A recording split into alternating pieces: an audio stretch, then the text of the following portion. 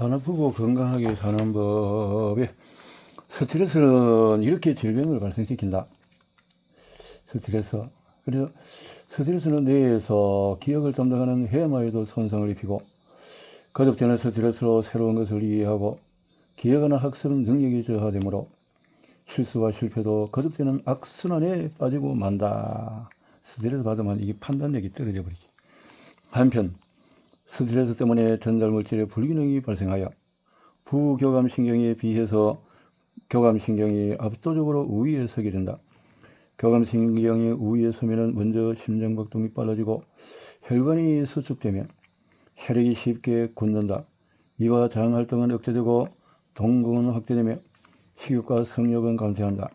이때 노르아드레날린, 콜티졸 등 호르몬이 대량으로 방출되어 내분비 계통이 대혼란에 빠진다.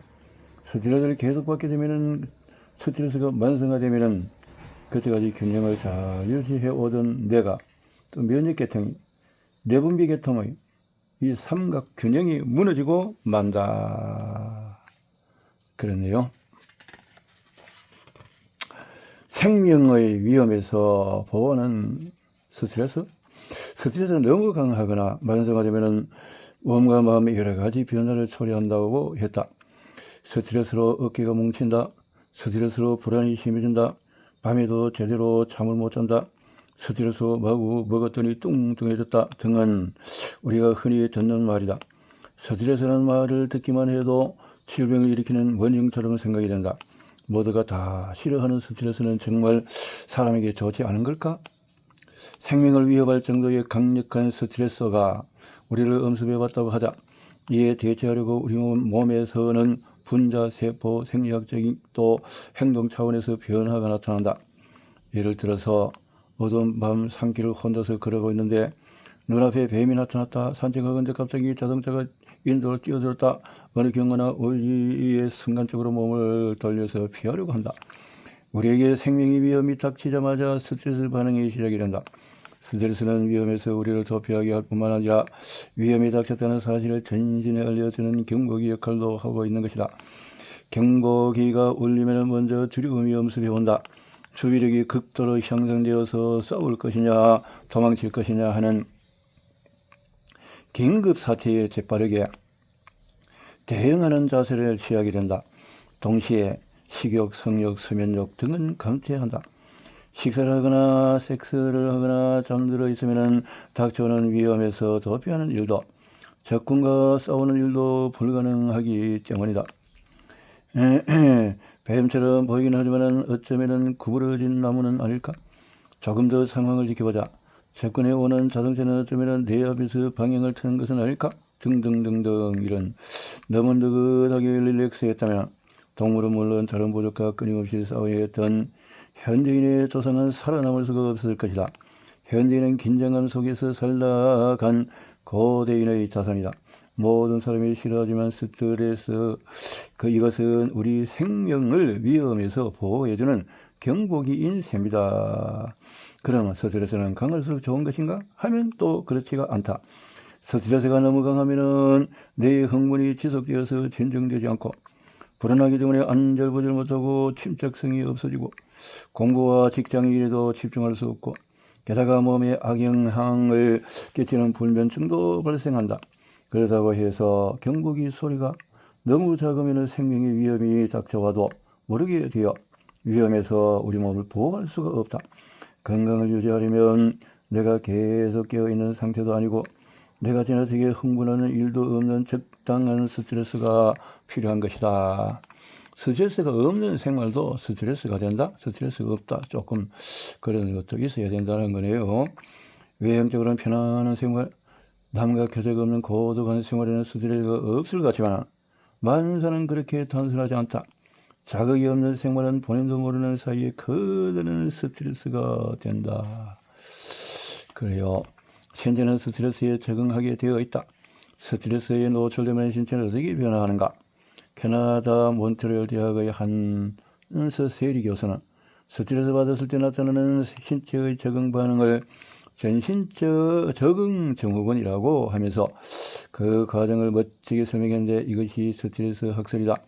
스트레스에 대한 신체의 적응 반응은 세 가지. 첫 번째, 위궤양과 십이전 궤양이 발생하고, 두 번째는 바이러스가 싸우는 백혈구에 하는 T세포를 훈련시키는 흉선이 위축이 되고, 세 번째는 부신피질의 비대가 되어져서 스트레스는 직장에서의 대인관계, 업무상의 불만, 치열한 경쟁, 자녀 교육을 또 여기서 문제, 출근 시의 혼잡함, 더위와 추위 등 헤아릴 수가 없다. 하지만 스트레스에 대한 신체의 적응 반응은 이 세 가지뿐이다.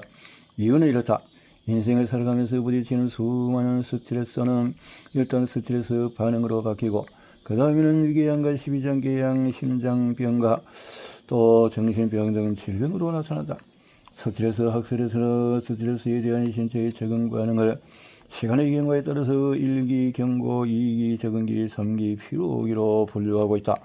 1기 경고 반응은 신체가 갑자기 스트레스와 맞부딪혔을 때로 전반부와 후반부로 나뉜다.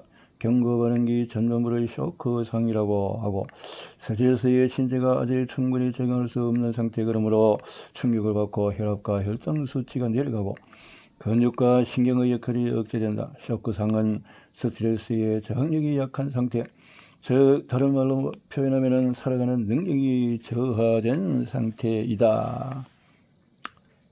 그러면 당하는 거지. 경고 반응이 후반부를 반쇼크상이라고 한다. 삶에 대한 능력이 저하라는 것은 신체의 불합리한 상태이므로 신체는 이런 상태에서 벗어나려고 한다. 먼저 교감 신경계통이 우위에 서게 되고 부신피질이 비대해지며 부신피질 호르몬인 콜티솔을 방출하여 스트레스에 저항하기 시작한다. 이렇게 함으로써 신체가 점차로 충격에서 회복되어 혈압과 혈당치가 상승하며 근육과 신경의 활동이 왕성해진다. 반쇼크상에서는 직면하는 스트레스 저항력이 향상될 뿐만 아니라 온갖 스트레스 저항력도 형성된다. 이것을 교차 저항이라고 한다. 반쇼크상에서 신체 방어력은 굉장히 강렬해지고 삶에 대한 능력이 형성된다. 활력이 넘치는 상태다. 하지만 이 활기찬 상태는 언제까지 지속되지 않는다. 스트레스에 계속 노출되면 향상된 삶에 대한 능력이 일부에서 약해지고 이것이 2기 적응기로 신체는 경고 반응을 발생시킨 특수한 스트레스에 대한 저항력은 유지할 수 있지만 다른 스트레스 저항력은 약해진다. 그런데도 스트레스가 제거되지 않으면 어떻게 되는 걸까? 우리는 지나치게 일에 몰두하면 과로로 녹초가 되어버린다. 이런 사실은 신체의 방어 기능에도 적용이 된다. 즉 신체는 스트레스에 대한 방어에만 매달리다가 지쳐서 녹초가 되어버린다. 이것이 제3기 피로기이다. 이 시기에는 흉성과 림프절이 위축되고 부신피질 역할이 저하되며 체중이 감소한다. 마침내 신체는 에너지를 다 소진해버리고 질병에 걸리며 최후에는 사망에 이르게 된다. 흉선 위축으로 류마티즘성에 또 관절염이 발생한다. 흉선과 림프절이 위축되면 대전이 낭처한 일이 생긴다. 흉선은 심장보다 약간 위쪽에 있는 작은 장기로 T세포를 훈련시키는 학교에 비유할 수 있다. 그것은 흉선이 미숙한 T세포를 훈련시켜 적군과 아군을 식별하는 능력을 갖추게 하여서 성숙한 T세포로 만들기 때문이다. 또 림프절은 면역세포의 집합소인데 여기가 위축되면 당연히 면역력은 떨어지기 마련이다. 흉선이 위축되면 제대로 교육을 받은 T세포가 감소하기 때문에 체내에 침입한 적군을 체포하지 못하고 놓친다. 게다가 충분히 교육을 받지 못한 T세포는 외부 침입자뿐만 아니라 아군도 식별하지 못하고 공격해버린다. 이리하여 전신의 관절이 아픈 류마티즘성 관절염, 뇌의 신경세포를 포함한 지방막이 침범당함으로써 시각이상과 보행장애 등 다방면으로 증상이 나타나는 다발성 경화증, 피부와 얼굴에 붉은 얼룩이 생기는 전신성 리테마토데스, 면역세포가 췌장의 인슐린 생성세포를 파괴함으로써 발생하는 일형당뇨병 등 자가 면역질환이다. 이게 심각해진다. 스트레스로 호르몬 농도도 변한다.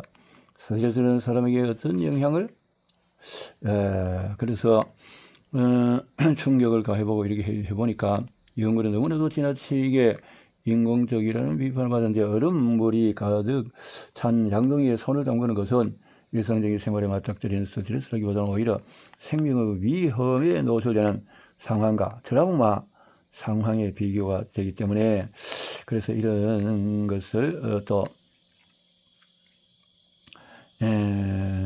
연구에도 좀 참작을 해서 스트레스를 받았을 때 사람의 내분비 계통은 어떻게 변화할까? 자, 신병들의 훈련에서 신병들은 밧줄에 접촉하는 쇠붙이 장식이 부착된 특별 유니폼을 입고 12m 높이의 탑에서 아래로 들이받은 긴 밧줄을 따라서 미끄러 내려주었다. 신병들은 공중에서 떨어지는 자유낙하와 비슷한 촉감을 경험하기 때문에 목숨을 잃을 가능성이 낮다는 사실을 알면서도 처음 얼마 동안은 몹시 불안해했다. 알신 박사는 매해마다 뛰어내리기 전후에 그들의 혈액을 채취하여 호르몬 농도를 조사했는데 결과는 이렇다.